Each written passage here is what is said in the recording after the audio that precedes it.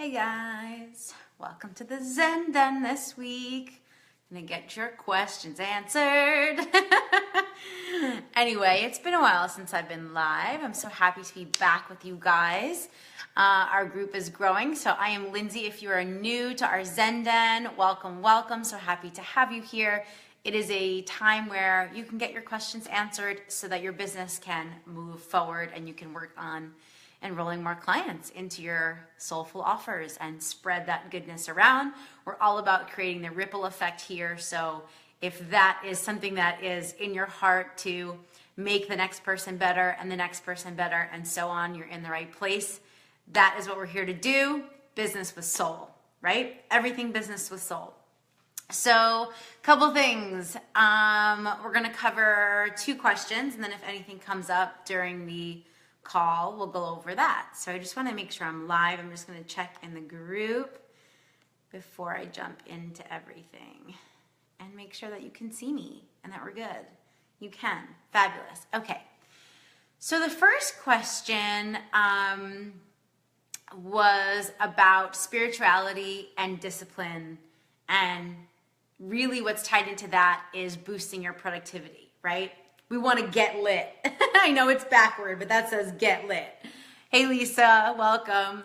So we're talking about spirituality and how to boost your discipline and overcome that resistance, right? Because we all want to be wildly productive in our business, in our social lives, in our health, like exercising, whatever it is. We want to be super productive. We want to produce value for others, for ourselves, right?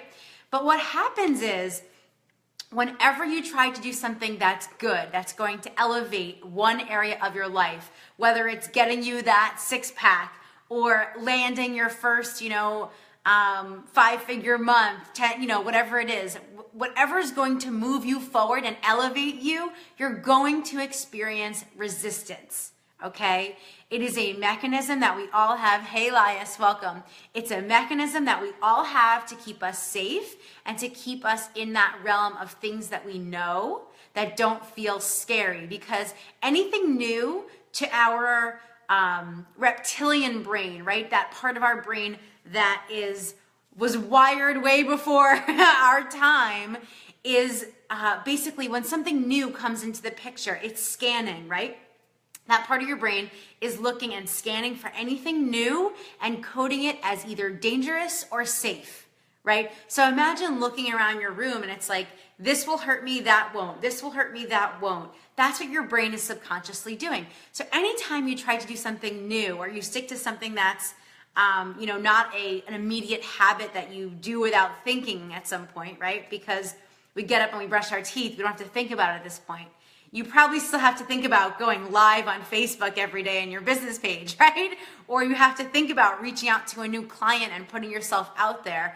And that is coded as scary and unsafe, okay? So you have this resistance. I'm going to tie this back to what it has to do with spirituality, so stick with me. So resistance comes up because of that reason, right? Because it's unsure, not coded yet. And it takes a couple of repetitions before we say, okay, brushing my teeth isn't going to kill me. I'm going to keep doing it, right? So the goal is to be productive and to do things that stretch you and grow you and bring you to the next level.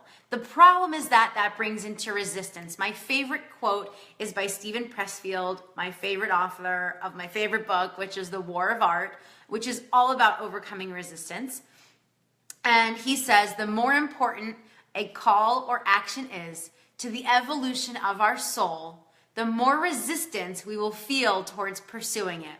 So if you've got a big goal, you better believe you got equal big resistance, and they go together, right? So I think if you have huge goals, you've probably got huge resistance to deal with along the way at some point. And we can call it resistance, we can call it ego, we can call it fear, call it whatever feels right to you, but know that that's the part of you that wants to stay the same, right? So that is your ego, right? And I like the word resistance because it's really how it feels in my body, whereas ego in our culture, the definition can be a little triggering. Like, I'm not egotistical, right? Having an ego is different than being egotistical, okay? So the solution to all of this resistance, since what we're managing is fear, what we're managing is our egos, what we're managing is the part of us that doesn't feel safe in the world. That is why the solution is having a spiritual practice. Now, I want to just make this really simple for you. Spirituality is a huge topic right now in the online community. It is lofty, it is big, it covers a vast amount of space with so many little mini topics. I want you to keep it simple, especially if you're new to forming these kind of habits and practices in your life, okay? Spirituality is something very simple. I'm gonna break it down for you. All it is this. Every moment you have a choice between two energies, fear or love, flow, resistance, okay? You can be in trust or you can be in doubt. It's just two different qualities of energy. That is it. Let's keep it super simple, all right? So, having a spiritual practice first thing in the morning when your mind is fresh, ready to absorb like a sponge, like a kid, right? Because as we get older, we don't retain information like we did when we were 10. But in the morning, you have the best chance to do that, to just absorb things. So in the morning, spend 5 minutes. And when you get used to spending 5 minutes, you spend 10 minutes. And when you get used to spending 10 minutes, you go spend 20 minutes until you build up what's called a power hour. I'm sure you've heard that. It's your success hour in the morning. Now, what to do in that hour or 5 minutes? If you've got 5 minutes, it's about getting quiet and meditating, right? So spirituality, there's two components in the conversation, your personal conversation with the universe. And it's this. Prayer is asking the universe for something. I need your help with this. My goal is this. What would you have me say or do to make that happen? Who can I help? Show me where to go today. That is prayer. You're asking your questions. You're asking for assistance and support from the universe and energy around you, right? Now, meditation is listening for the answer. Meditation is listening. Prayer is asking, meditation is listening. So when you get really quiet, ideally, it makes sense to our logical brains that you would ask first and then listen. So in the morning, it's just, what would you have me do today to make the world a better place? How can I help people? How can I grow my business? How can I create the most amazing amount of value for people, right? And then get quiet and listen, and guidance will come through. And if it doesn't, stick with your practice. Stick with your practice. Sometimes I hear absolutely freaking nothing. It is just dead quiet and I'm like, oh my God, am I disconnected from my spirit? Like, what's happening? And you just have to trust and know that you're always connected. Always, always, always. And those times when I'm hearing nothing, sometimes it just means don't change a thing. Keep doing what you're doing. Or it means be quiet for longer and keep listening, keep showing up to your practice. It could mean one or the two things, right? But remember, we're the ones that make the meaning. So for me, I tend to like that. If it's quiet, I'm good. I'm on my purpose, right? Instead of feeling completely lost. So that is how to make it work for you, because remember, spiritual practice is all about ego management. That is the game, guys. Managing your ego is going to be the determinant whether you succeed or you fail at a goal, right? So if you are going to, hey Avni, so happy to have you here. We're talking about overcoming resistance. So if you are managing your ego properly, you're going to be free to do the things that were once scary or haven't been coded as safe or dangerous yet. You're going to be freed up to do those things and take that action. Sorry, the dog's barking, right? So that is what ego management is all about. It's there to serve you. So if you're not showing up for meditation, if you're not doing things like journaling, if you're not doing things, I'm going to expand on just the meditation, which I didn't do before. So my morning practice looks like this. I use a system called mantra. M is for meditate. A is for awareness practice. N is for non-attachment. T is for truth. R is for releasing. And A is for affirmations. Okay, so I go through this process of meditating, of coming into my higher awareness, and I say, what do I need to be aware of that I'm not? Because I can't change things in my business, in my body, in my life, in my relationships, if I'm not aware of what's not working, right? So that's what the awareness practice is about, is just scanning my life and saying, what do I need to be aware of? Where can I bring more awareness into my life? And then non-attachment, and this is a big one for sales, you guys. I look at, am I attached to the outcome? Am I doing things just to elicit a response? If I am, I gotta stop doing those things and course correct until I'm doing them for the sheer joy of it, right? There's no outcome here other than to create value for you on this call or this live stream, right? I have no ulterior motive. I'm just here in service. If I was here connected to some outcome, like someone better get an aha, like I'm gonna put pressure, I'm gonna go into my fear, my ego is gonna take over, I'm gonna be so married to you, you know, feeling a certain way because of me, and then I'm all up in my head and it's not fun. So you wanna figure out, where are you attached, and you wanna let go, okay? T is truth. Truth is a really good one because especially as women, we create wild stories around things.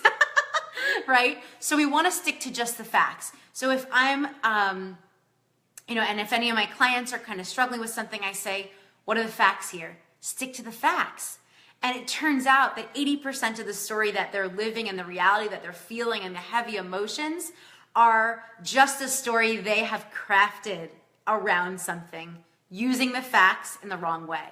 Okay? So there's always another perspective to see your reality. Okay?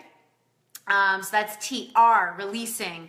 EFT, which is emotional freedom technique. We know we've got a great EFT practitioner in the group, Teresa. Pop in on her if you want to learn how to do EFT.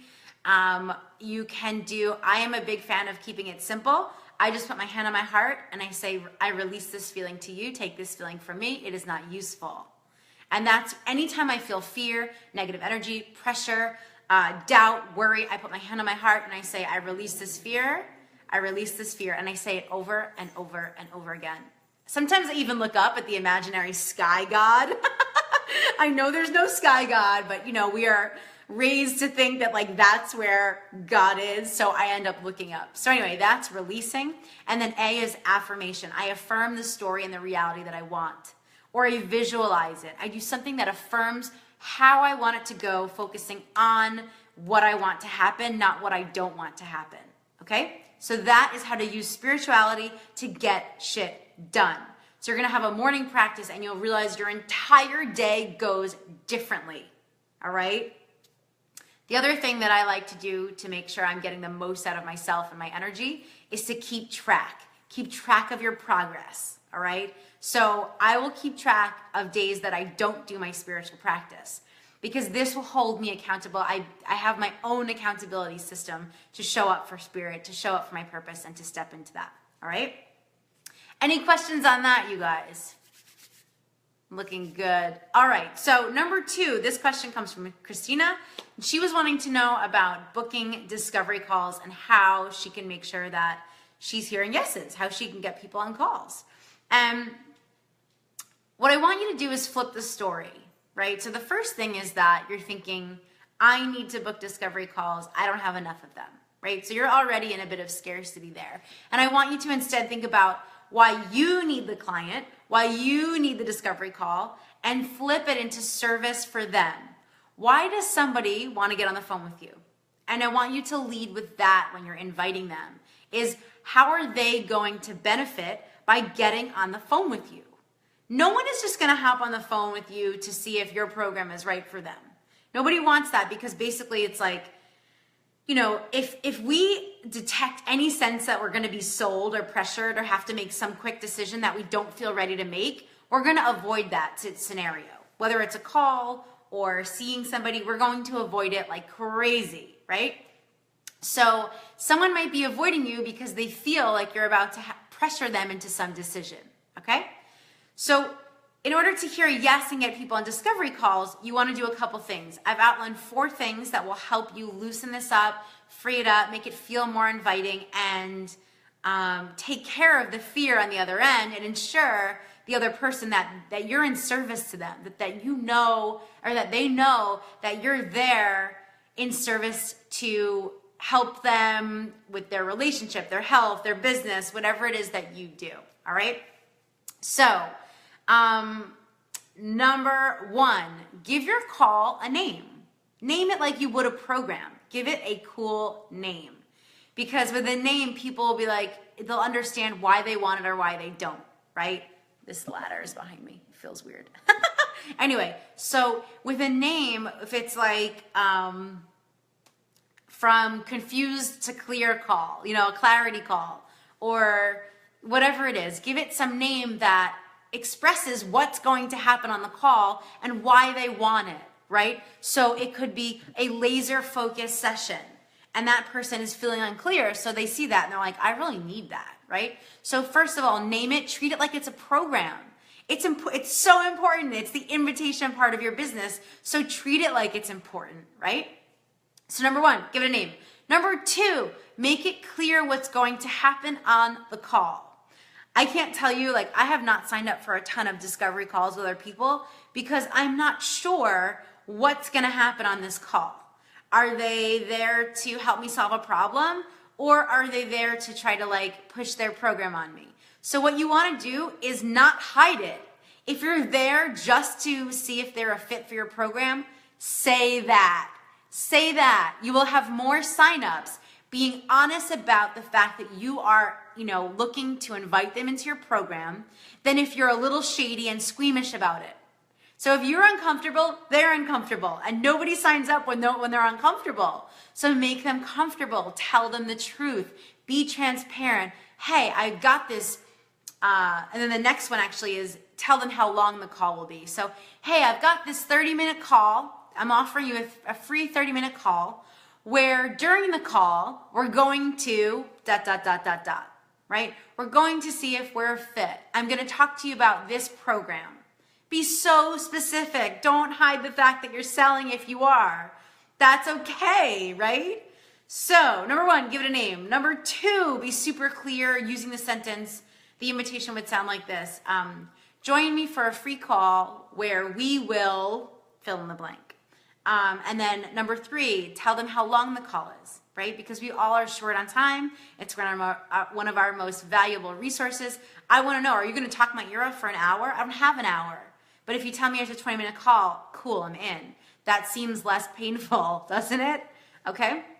Number four, are you needing to pre-qualify your people? So this has been a really great way for me to book discovery calls in my business. You want to have a questionnaire that leads to their sign up, right? So they get access to your calendar and you ask them a bunch of questions. When you have someone fill out a questionnaire, you're really seeing that you're aligned, right? And the thing is, they're getting to see that they're aligned with you as well.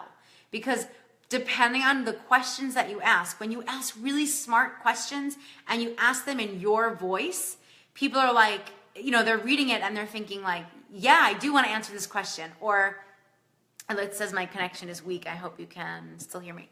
So use your questionnaire as a way to get to know someone, which is a crazy thing to think about. You kind of think I'm asking them questions to see if they're right for me. Well, remember, they're reading it to see if you're right for them. So use your questions as a form of communication to let them know they're in the right place. And then by the time they're done with the questionnaire and they get to see your calendar and book the call, it's like they can't wait to talk to you. It feels like a fit to them.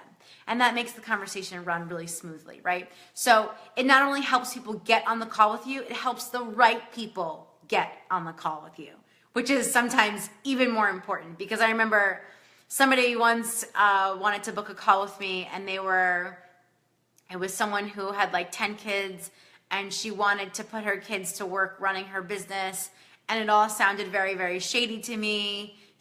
They were very young kids, and I was like, whoa, like it's just like a little hint of child labor here. And I was like, I don't think that's the kind of business I can help you run. So my point is, I got to know that through this process, right? I didn't just like hop on the call because, oh my God, I need to book discovery calls, right? Cool. So I hope you find that helpful. Let me know if you have questions. And I can elaborate on that stuff. I can help you book those calls and get that going, because you really want to treat your discovery calls like you're selling it, right? You're always inviting, you're always enrolling. Every single thing you share as an offer, free or not, is you selling, right? And remember, selling is serving. So I just want to make sure I heard a ding. I want to make sure it's not questions. No, okay, we're good.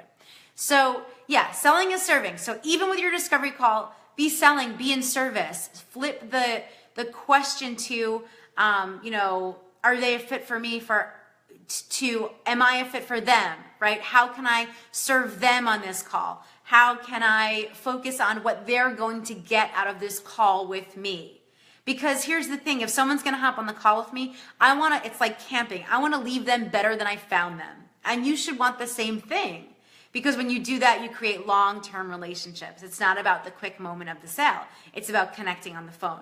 So if you're not booking discovery calls, chances are you're really focusing on, your energy of, how come no one's signing up with me, me, when it's really all about them. So focus on the benefits that they get from hopping on the phone with you. Practice your spiritual disciplines to overcome resistance, and you will be someone who gets shit done and books those discovery calls. All right, that's it for today's Zen Den. If you've got questions, I'll be back next week, and I'm always in the group. You can tag me with your questions. I'm here to support you and your business and make sure that you are doing your absolute best work and making it matter in the world. All right, I'll see you guys soon. Bye.